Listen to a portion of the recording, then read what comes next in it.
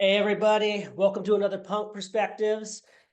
Today I'm going to be talking about one of my favorite songs off of one of my favorite Punk-O-Rama comps from one of my favorite bands. I got Blag Dahlia or Black the Ripper here from the most banned band in the United States, or also one of the most violent bands from the scene, the Dwarves.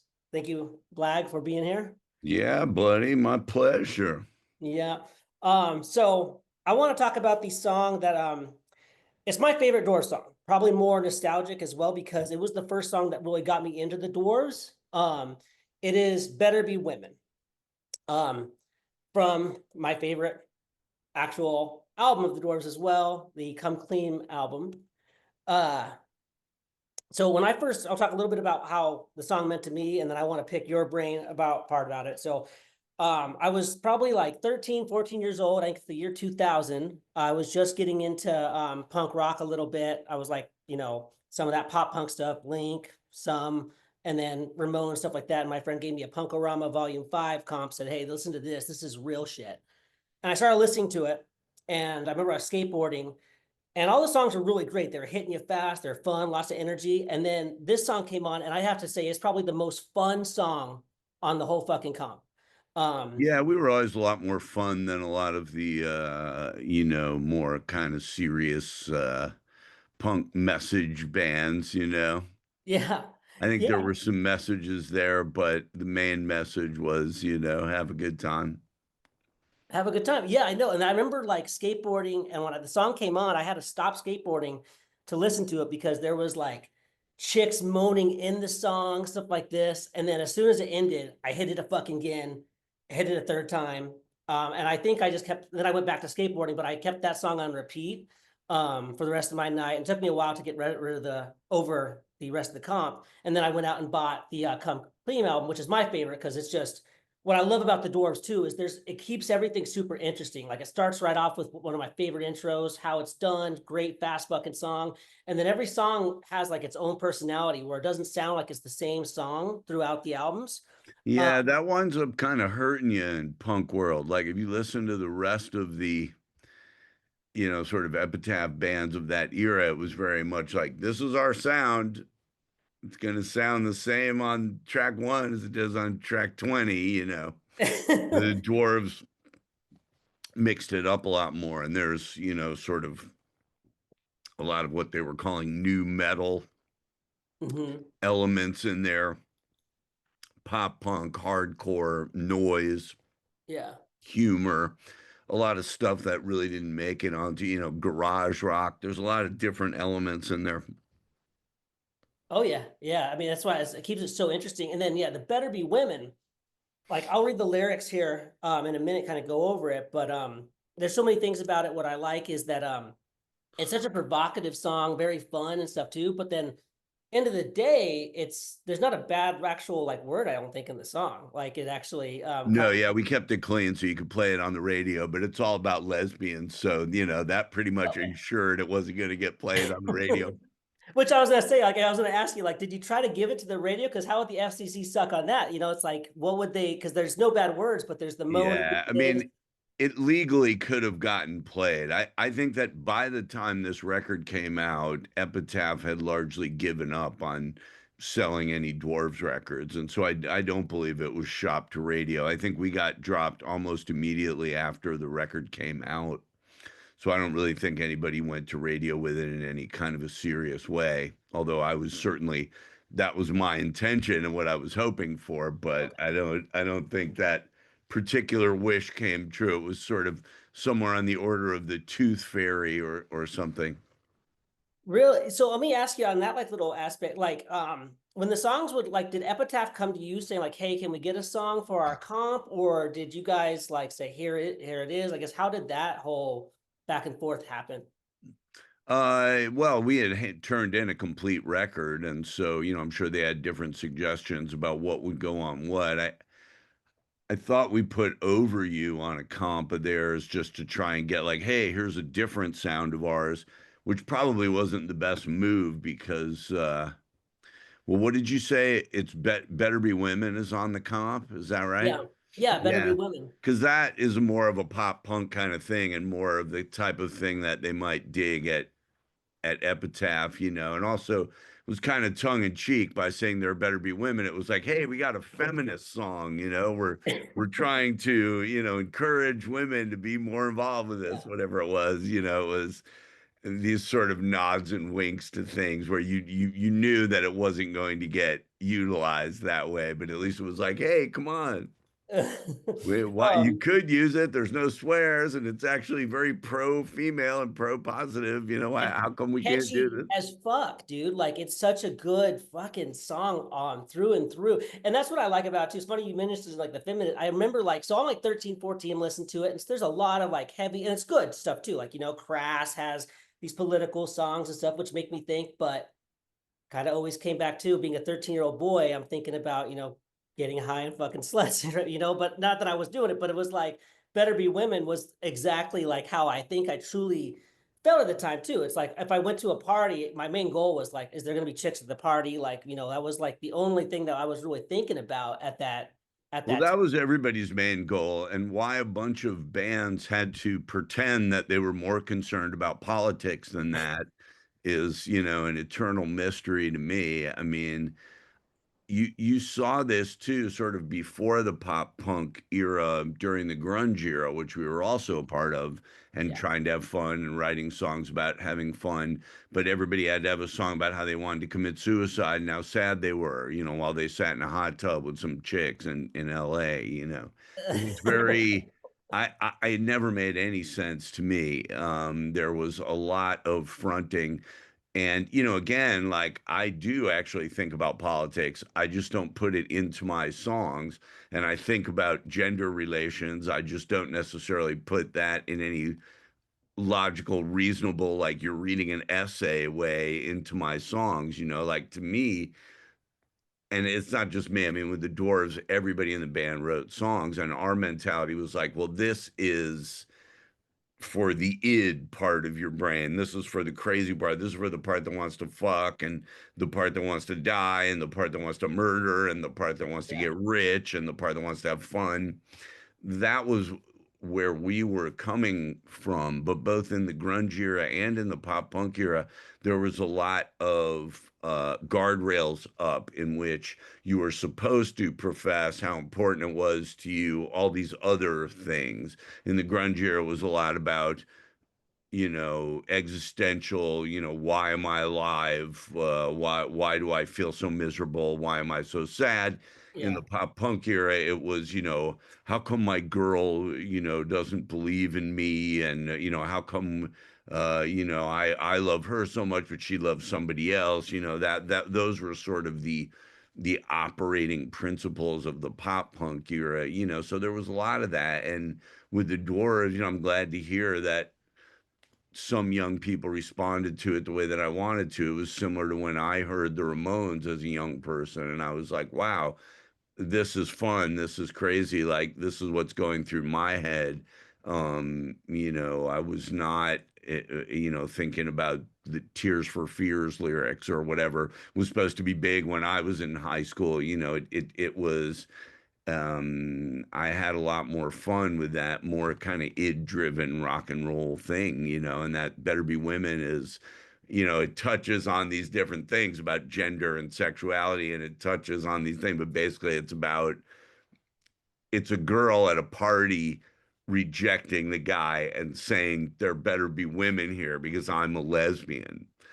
Yeah. But it like, in order to get that, you have to sort of read all the lyrics and figure it out. What it just sounds like on its basis is it's me saying there better be women here, and that came from a very direct place. It was like what I used to say about Seattle was, it's always 2 in the morning and there's never a party. And that's kind of what Seattle was, And so my take on shit would be like, well, do I really want to sit here with 20 guys that want to talk about my record? Or, there better be women. Right, right, yeah. Let me dive into. Let me read the lyrics then, if you will, and then I want to pick your brain on some of the stuff too, and there's a We'll lot of see if you get the lyrics right. You got the lyrics pretty horribly wrong for Everybody's Girl. I think maybe this one had a lyric sheet, so you might this one. actually I was get gonna it right. say on this CD, yeah, there was no lyric sheet, so I had to go online, and I didn't feel as bad because the guy from Less Than Jake also got it wrong, so I'm like, okay, it's but yeah, okay, but this one has the lyric side here, and make sure. Sometimes you gotta be careful with your records. I'm not gonna show anything on. But so I'll start off with the song. First of all, the song starts off with the chord, the hook, right? Better be women. Went out to a stupid party, had a scam on everybody, asked a woman for a light and to spend the night. But she wasn't having any. She said I was just one of many. But she'd give me some advice. She said you try, but you don't get none. And I asked why. Was she a lesbian? But she was fly and had a biologic plan. Said if you want me, then use your hand. I think there should be a damn there, but it's not in the lyrics. She said, if you want me, then use your hand. In other words, you're gonna have to masturbate in order to get Yep. with me because I'm only interested in women. There better be women, you know. So okay, that is good because I make sure like when you're going through it, we'll read the rest of it. But yeah, it didn't say it as clear, but you start getting that feeling, right? And then yeah, the next little bit then is there better be women. Now you're coming on, but you come too strong. There better be women because satisfaction is no mother's son. Right. So in other words, I can't get any satisfaction from any man Okay, that's what I because love. it's no mother satisfaction doesn't come from any mother's son. It comes from a mother's daughter, right? Because she's a lesbian, right? That's it. That's even a better. Okay, so yeah, exactly. There's satisfaction is no See, mother's. there's more to the Dwarves lyrics than people know, but good luck explaining that to anybody because they all have a lot of profanity and weird shit in them. So it's Not this people don't song, always know, but but not this one. Yeah, this is like a clean one. I fucking love it, dude. Okay, and then where was You I? call this a party, but we don't party with everybody. There better be women tonight, right? So the Yeah, party in Seattle was always a bunch of dudes, and there was no women around. It's like, come on, man, this ain't a party. yeah. Okay, so that was the that is I don't party with everybody. So yeah, she's saying she doesn't party with like dudes and stuff, right? I guess, Right. right? Okay. Yeah. Fucking A. And then I watched them in fascination, her friend and their wild gyrations. And In so other words, her and the friend now are making out, and I'm Mhm. watching and getting excited. Fuck yeah. Okay, yeah, that's what I get. And then like a symphony in pink, not missing link. So, in other words, they together are moving like a symphony, all in pink because there's Yeah, no guys there, and there weren't missing link like like a your sausage. dick, and then Yeah. it's a play on words on the missing link, Okay, so I got that part right too. Yeah. And then this becomes, and this is where and this music thing starts getting like faster or whatever. To where this is like one of my the favorite bits of the song is actually the end here too, where it goes, and it was a freaky orgy, but somehow they all ignored me.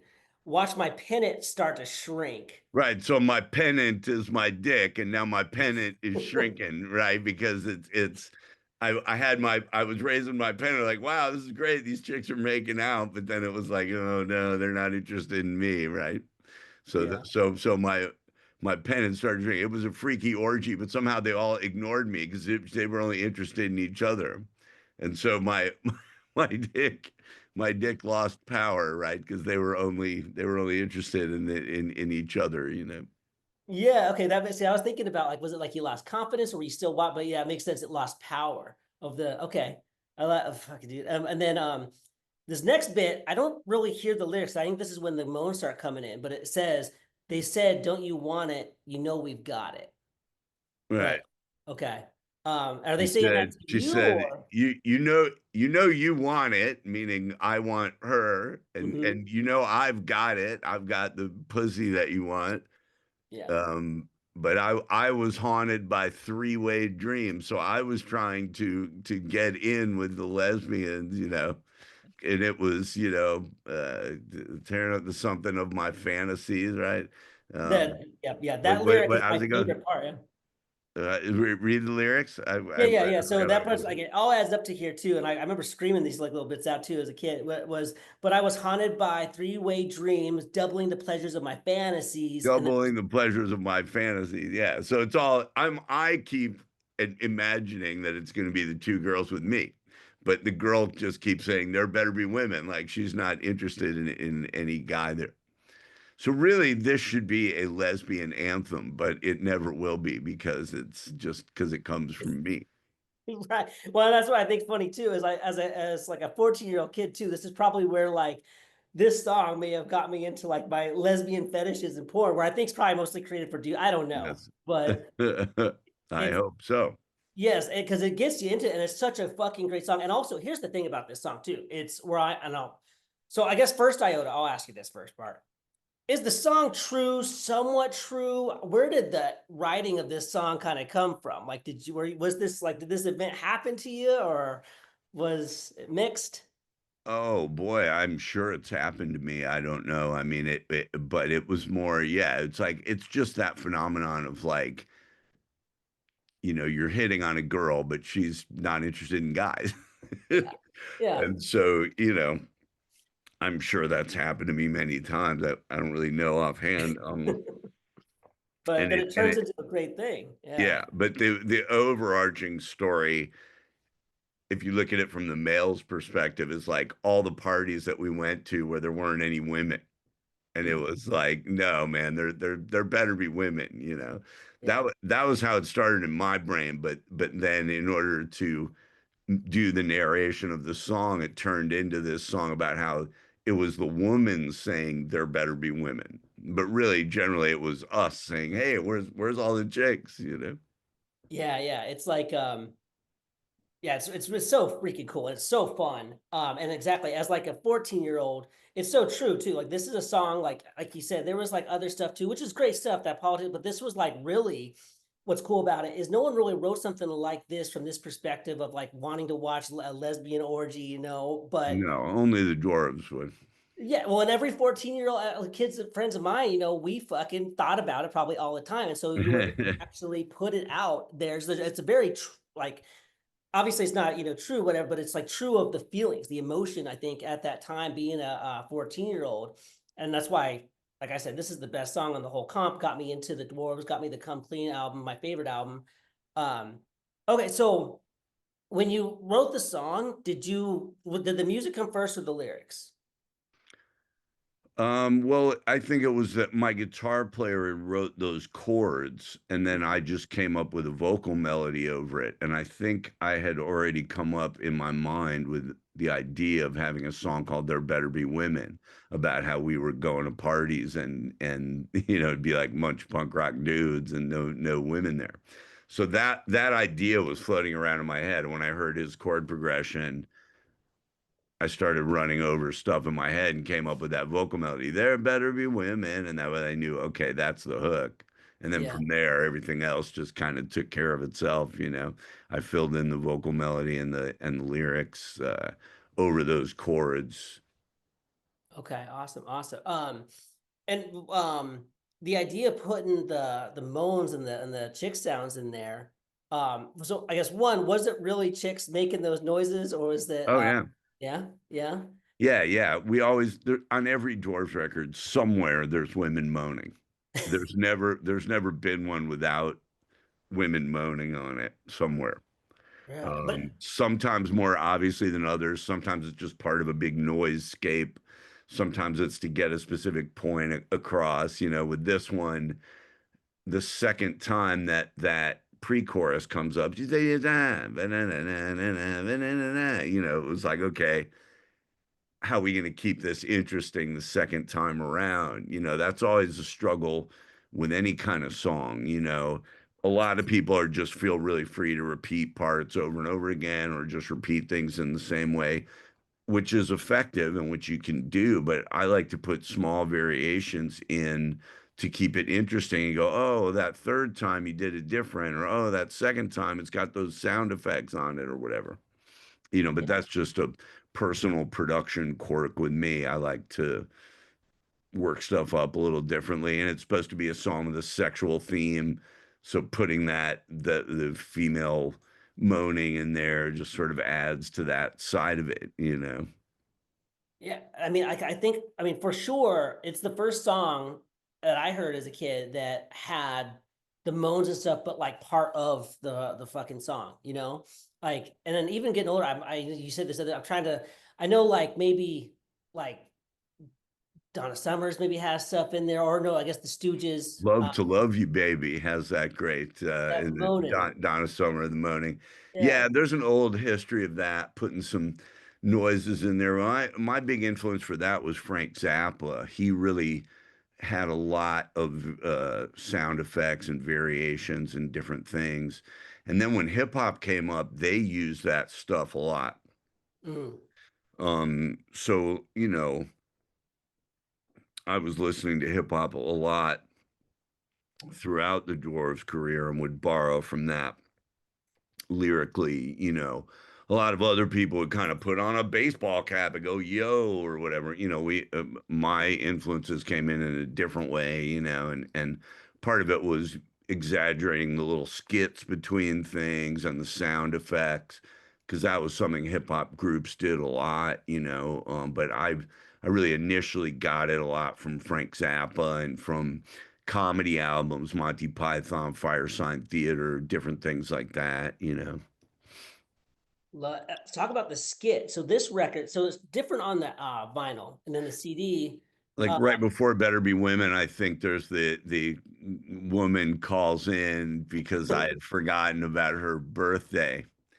yeah, And at Epitaph, of course, they're like, is that real? Like they were concerned about that. Like, hey, what's going on? Is there really a 14-year-old chick on here? Are you a pervert? Do you have sex with chicks that are 14? And of course, I let them think that for a while because I thought it was funny. They said, is that message real? And I said, yeah, it's real. And it was a real message, but it wasn't from a 14-year-old. It was from a woman who was like 28 or 29, and she was fucking with pretending to be yeah, 14 just to make me feel guilty about not calling her on the thing. And so she yeah, had a great sense of humor, and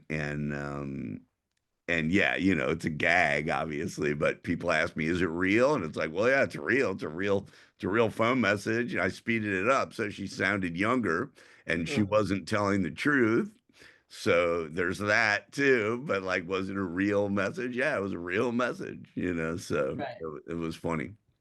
Yeah, that's what I was thinking. So that's the part that got me in trouble with one of my girlfriends. So why I don't have the CD version anymore, because it's again, yeah, it starts off. It's just like you didn't fuck me hard enough, blah blah. And it starts off real cool, like, oh, this is a rock star. This is how he fucking is, Right. and this chick's just wanting more of him. And then it goes, I've turned, the age today or whatever. I'm laughing. She's like, that's not funny at all. And so how the fuck did people not get that as a joke? First of all, if it's real, it wouldn't have been on the fucking record. But like, Yeah, yeah. Well, I mean, welcome to the world of the dwarves.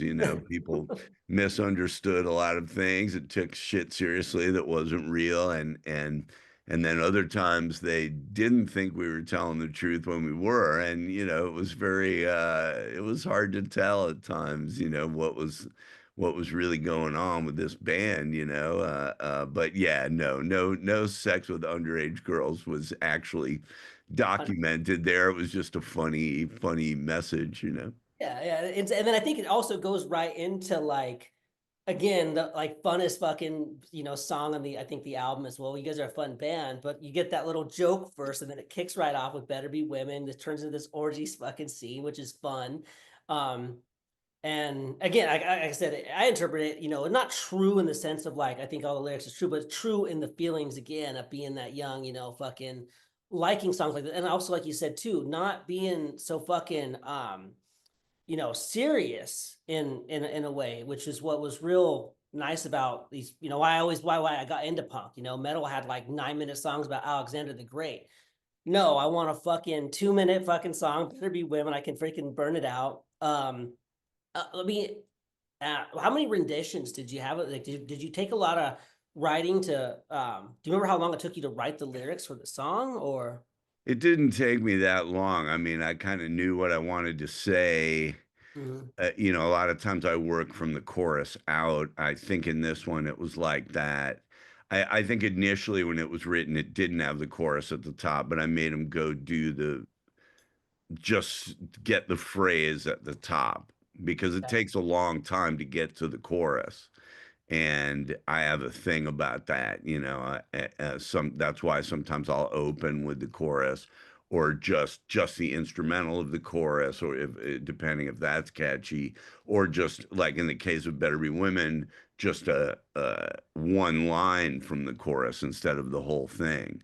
So had we come in and done the whole chorus at the top, that wouldn't have been good. But I also didn't want to make people wait like a whole minute to go through this long verse and then pre-chorus to get there. So I just opened it up with a little smidgen of the chorus going, "There better be women," and then it answers it musically and then moves right into the verse. But yeah, Yeah. I think it was written fairly quickly. I knew what I wanted to do with it. Fucking love it. And it got me that first, that's what gets you into the freaking song too. Like immediately it catches your attention. Yeah. Was it hard to not have like the being a song about, lesbian or all this stuff to not have actual profanity in the song? Or was how'd you do that? Yeah, that's a good question. I mean, sometimes when I think something is pop and really gonna be pop and gonna hit that way, I try and not put dirty stuff in it. I did the same, on this record, um, well, let's see. I guess for like Dwarves Must Die, which followed this, there was a song called FEFU that sounded very much like modern rock radio. And Mhm. I tried to write it with like rousing lyrics and bring shit together. But the guy who'd done the music with me, Eric Valentine, he actually made hit pop records with Smash Mouth and Third Eye Blind. He made records with Slash and All American Rejects and all these people. So for him, he was like, "Well, I don't want you to come in with some poppy bullshit. Do something, So I made it fuck eat and fuck you up. I Yeah. didn't want to do that, but he was like, make it a dwarf song. Don't make it some pop thing. And I was like, all right, but I knew, okay, as soon as I call this fuck eat and fuck you up, nobody's going to play it on the radio and it can't get out there. So like with Better Be Women, I thought, okay, this is like a poppy structure. So I'm not going to swear on this in the hopes that maybe it gets out there somewhere. And that's sort of a game I have to play, because a lot of time my mind goes to the dirtier line. But if Mhm. I think I got a real pop song, it's like, well, I don't want to shoot myself in the foot here. Let's see what we can do with this. But you're still playing around the edges of it. It's still a song about lesbians. It's still a song about, so it's not it's that's a lot of what the Dwarves is about, is just like poking at shit and trying to get in there and see what you can come up with that's interesting, that's gonna make people fuck with their heads. Fucking, I love that, dude. You mentioned, yeah, Eric Valentine. He made the All Stars or produced the All Star song, right? So Oh yeah. so when you played this song for, like, how was what do you know what his response was when? Well, Eric actually plays drums on Better Be Women. I had him play drums on it because I knew he could play more of a pop drum part than, I had a great punk rock drummer, Vag Moore. He was Yeah. just leaving the band after we've completed this record. He left, but he'd been with me for years. He was a great kind of natural drummer, but Eric's like a producer guy who also plays drums, so he, is more equipped to make you like a hit pop drum part. So like he sequenced the drums on Over You and made that kind of new metal double kick kind of thing, which was one side of this record.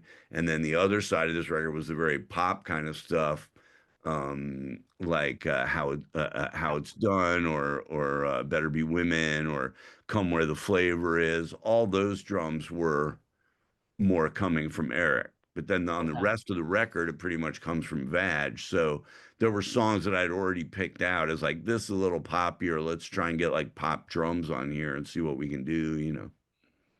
Sweet, sweet. So when you wrote the song, how fast did you know like it was gonna be like the best song on the record? Or I guess is it your favorite song on the record? It's mine. Like, what did you know? Like, My favorite is probably How It's Done. Mhm. Um, and we open with that one. It's very pop. We still do it a lot live, but it's hard. The songs are like your kids. I can't really pick out my favorite. I mean, this whole album to me is very interesting. I mean, it opens with How It's Done, then it immediately goes to the nastiest song on there, River City Rapist, which is extremely nasty. Yeah. And that song was written by Nick Oliveri, but of course I take responsibility for whatever's on a Dwarves record. But Nick sings that, Hmm. and it's got lines like "defense class don't help. I don't care what you heard" and shit like that. Like there's very nasty shit on Yeah, there, I found So it, and maybe I interpret it wrong. I listened to that song and I'm like, it's funny, but it had that like anger and shit into it. I'm a but we're not talking about that song. But yeah, I mean, that's the thing. You with the Dwarves, it's a mixed bag, and I'm always having the experience of some people go, I hate that poppy shit you do, shit like Better Be Women or Salt Lake City or How It's Done. mhm. Like you guys should just do hard shit. You guys do good hard shit. And then I hear just the opposite. People going, why do you waste your time with some nasty rape song when you guys could write a hit like Everybody's Girl or One Time Only? Why do you know what I mean? So it's like for me, it's all part of my vision, it's all part of we are the nastiest hardcore band. We're also the best produced pop band trying to be all these different things, and the effect it generally has is it just destroys you commercially because instead of people loving you for doing lots of different things, they hate you for doing this thing or that thing.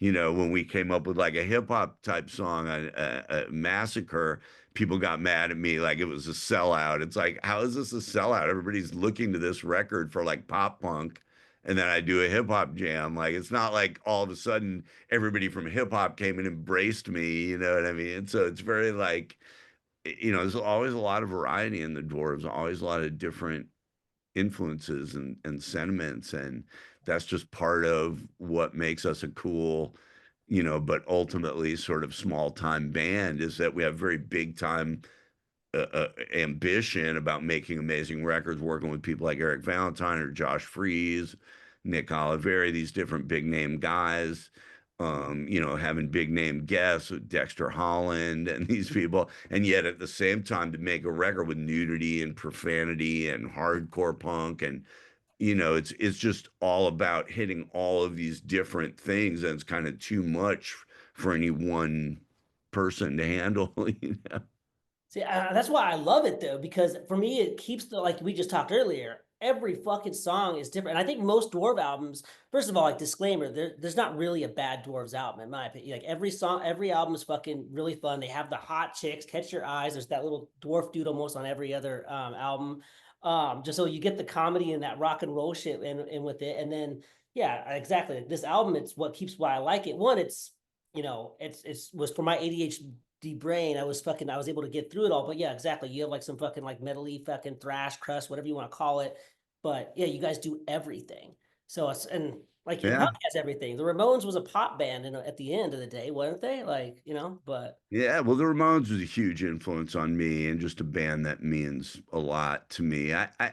If the Doors are unique in some way, it is with all the genre hopping. I mean, the only things you can really compare it to are things like Zappa or maybe a group like Ween or stuff like that, with people who really went to different genres all the time. There's only a handful of groups like this, The Resonance or something like that, bands that were more conceptual and weren't afraid to try this genre, that genre. And it was just very rare in punk rock. I just can't think of another punk rock band that did it like us. You have to go more afield and go to like the Butthole Surfers or a group like that, that mhm. that had its roots in punk rock, but also did all this genre hopping and went to different places. But still to this day, we're not really known for all that. You have to have listened to the lyric to the records to know that. Most people, their interpretation of us just stops at Blood, Guts, and Pussy, and they're like, "Oh, these assholes! They say fuck on everything. They don't really know how to play their instruments. Everything's a mess. They suck, and this is a joke."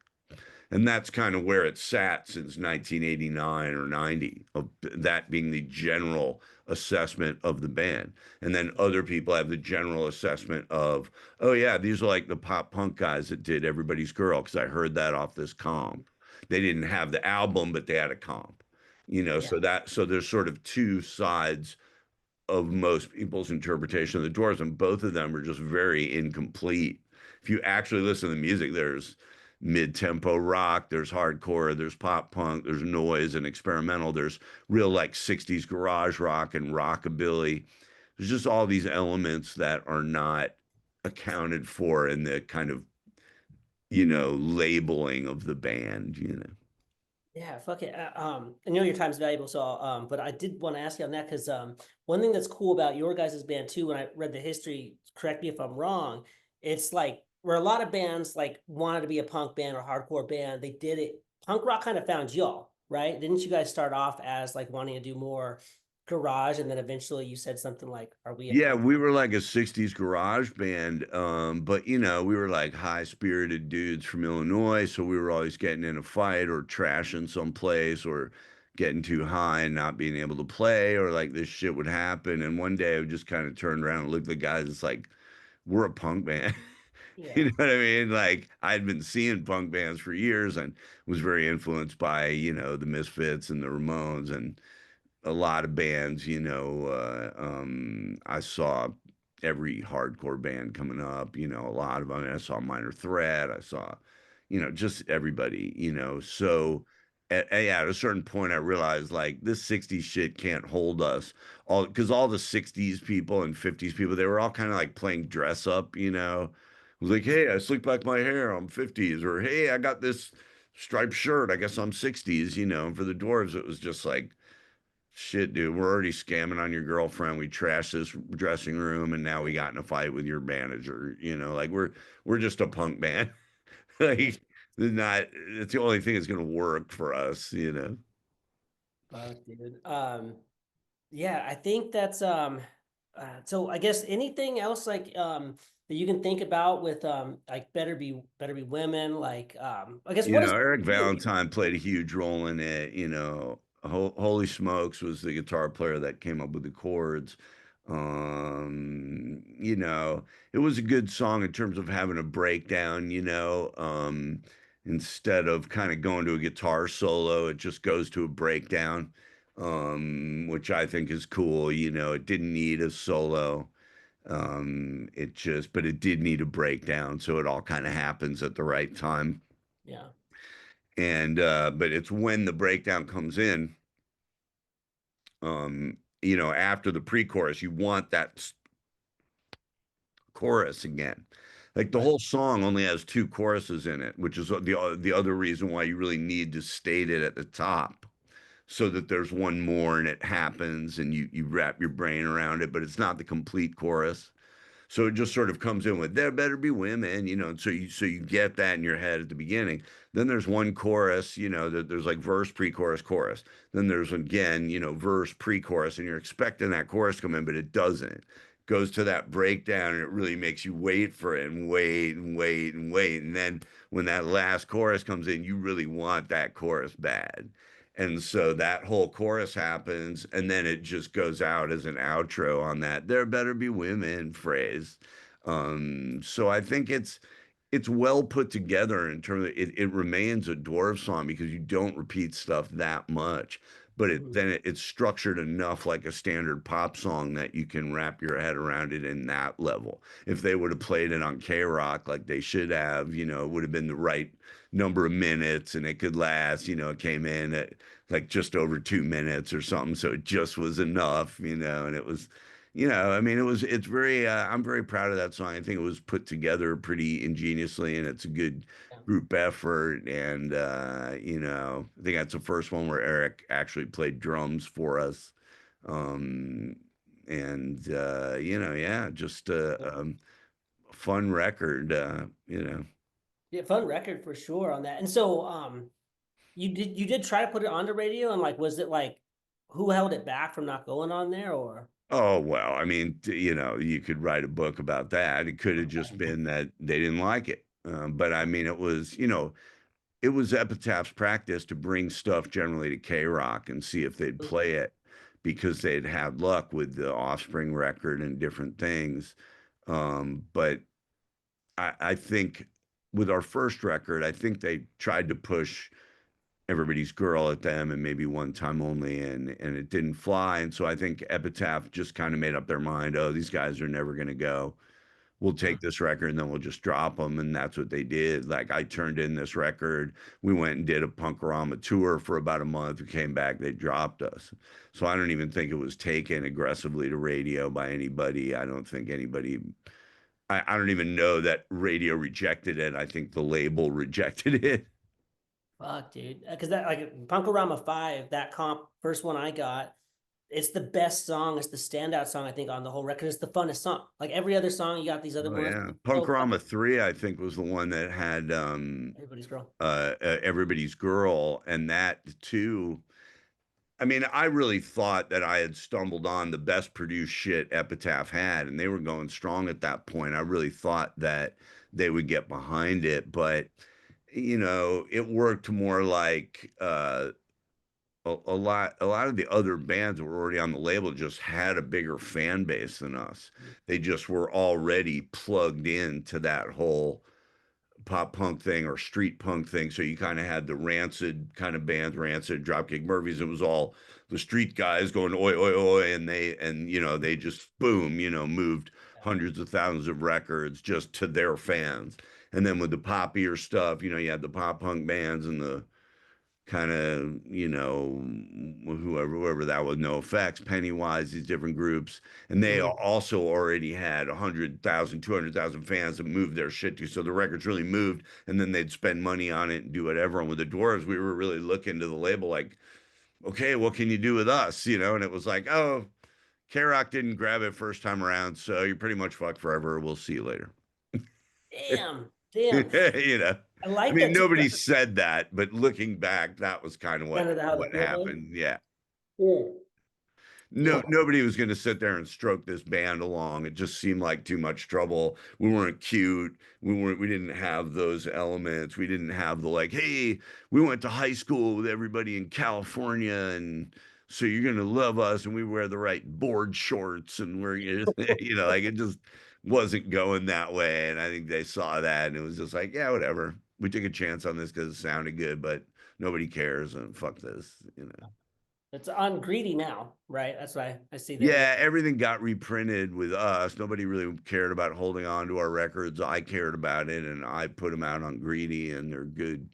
They're good records. And the people at Epitaph always were nice to me. It wasn't that they were mean to me or they hurt me. It was. I think we were kind of running with the big dogs at that point, and we just kind of got crushed. Yeah. There wasn't somebody. We would have really needed like management and somebody to kind of pull it along and make it happen, and maybe pay radio for payola and that kind of shit, and there just wasn't any budget to do So those shitty, kind of man. things, so we just kind of got aced out.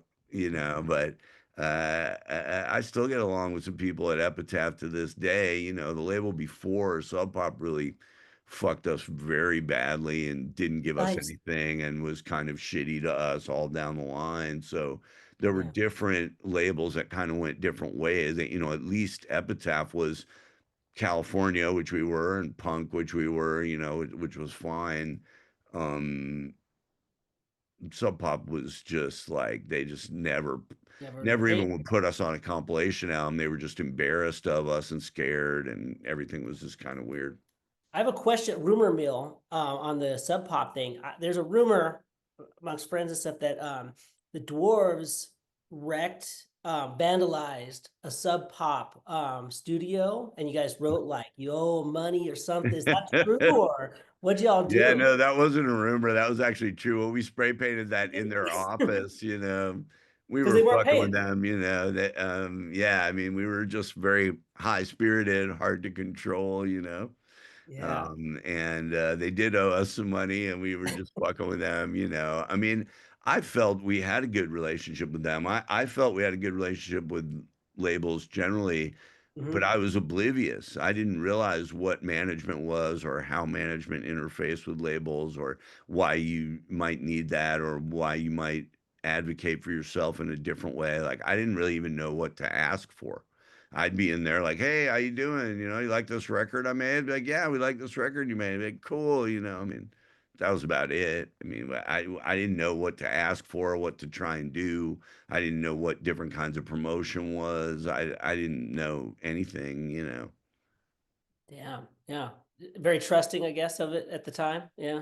Yeah, or even not trusting, but just oblivious. I like to get fucked up and make another record. I like to try and get my dick sucked and have some fun and play in a rock band. I saw a lot of people that were like careerists and Mhm. very interested in talking to their manager and shit. And it was just like, yeah, great, good luck with that, but makes a difference then when you get old. I kind of wish I would have done a bunch of that shit. And then it's like, cool, I could live in this house instead of that house, and I could drive this car instead of that one. But But you guys are still making records, man. You fucking were at the beginning of, I think, 83. You're through, you guys are just put out the concept album. I mean, that's one of my new favorite records.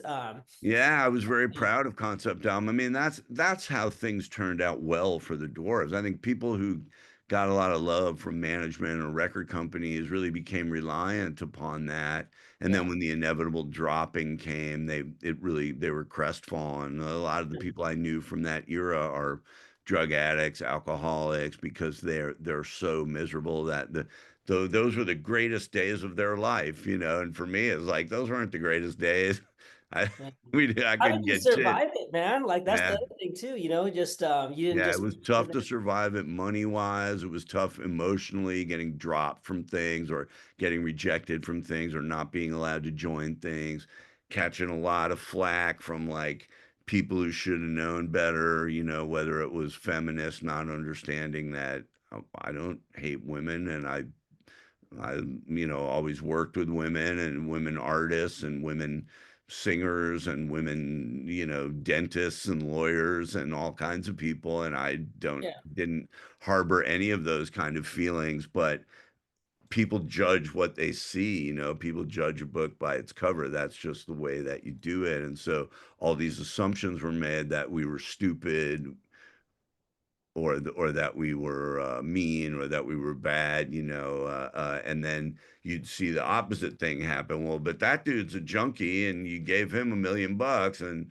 that chick's an asshole, screams at everybody all the time, but you treat her like she's a wonderful religious figure, because she's saying politically correct lyrics about things. And you know what I mean? Like the Dwarves actually treated people pretty well and were pretty cool about things. We did some fucked up things, but it was yeah, it was that part of it was could be very hurtful and weird, was that whole element of people believing the hype. I mean, it would be sort of like if you met Anthony Hopkins and thought he was going to eat you because of Silence of the Lambs. It was like, no, man, we're a group and we have this act, and but we're not going to hurt you. It's okay. We're not, nobody's going to rape you. You're going to be fine. I mean, it was just very like, in rock and roll, there's a kind of myth of being real. And so, people still think Bruce Springsteen's going to pull up and, mow your lawn and clean your pool for you. It's like, dude, he's not a working class hero. He's been driving around in a limousine for 60 years. Like, Yeah. please get your shit straight. But people want to believe what you project in a record. And so they come up with a lot of crazy ideas about who you are and what you're going to do.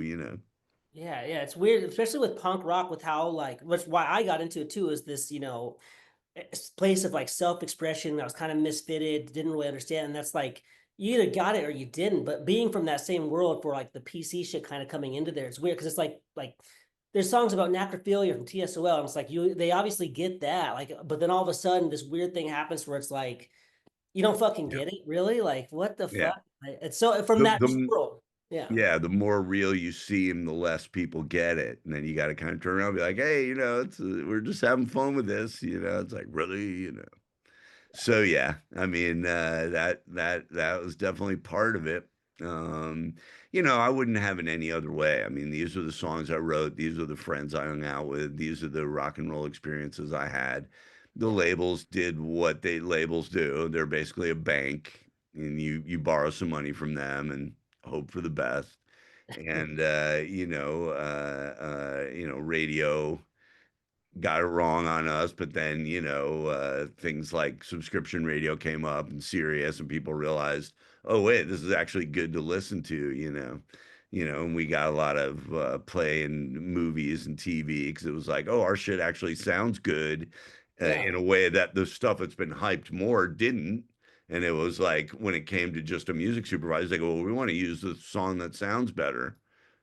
So people listen to you in different ways. Yeah. We couldn't get much play out of the music industry, but other people approached us about other things, and it all kind of worked out. And instead of us being reliant on, everything from management and labels to roadies and lawyers and publicists, we were just able to do it on our own. So I can still smile and have a good attitude, have fun, play a fun show, and own all my records. I own all my records. So it's like most bands don't own anything. Yeah, I that's still make money off my records because they're still good and people still listen to them. So it's like by kind of failing commercially, it put me in a position where nobody was trying to hang on to my shit. So it was like, cool, well, I'll take this.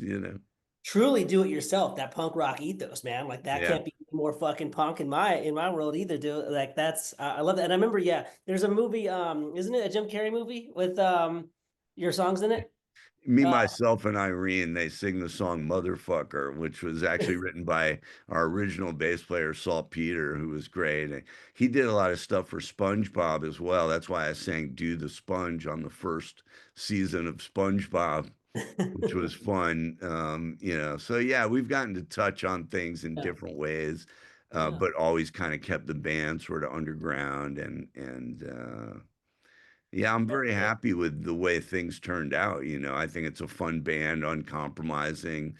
We don't have those bullshit like sellout years where everything gets bad and whatever. We always made cool, funny, outrageous stuff.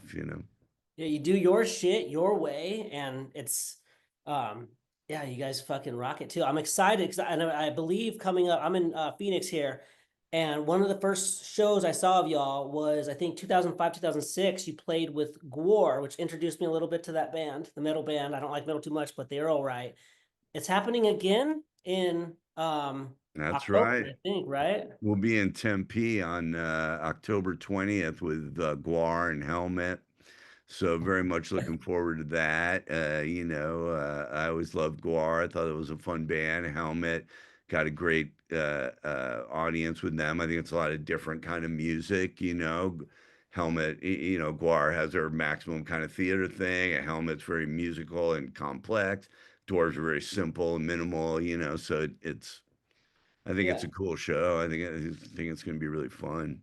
Oh yeah, you go to those shows fucked up a little bit too, makes it real fun. War was yeah, very because of you guys actually introduced me into that shit too.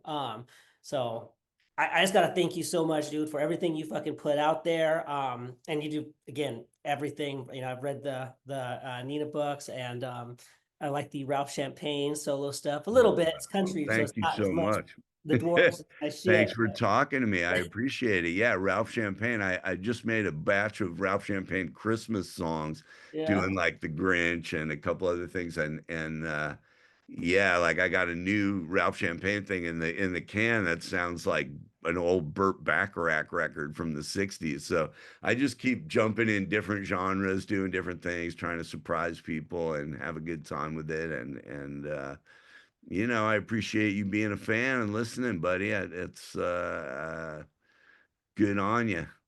Yeah, dude. Thank you again. This song changed my freaking life, my world. This is my favorite Dwarf song. Better Be Women. It meant a lot to me. Happy I got to pick your brain a little bit about it. Finding out it's somewhat true, right? So Hey, man, I appreciate that a lot. Thank you.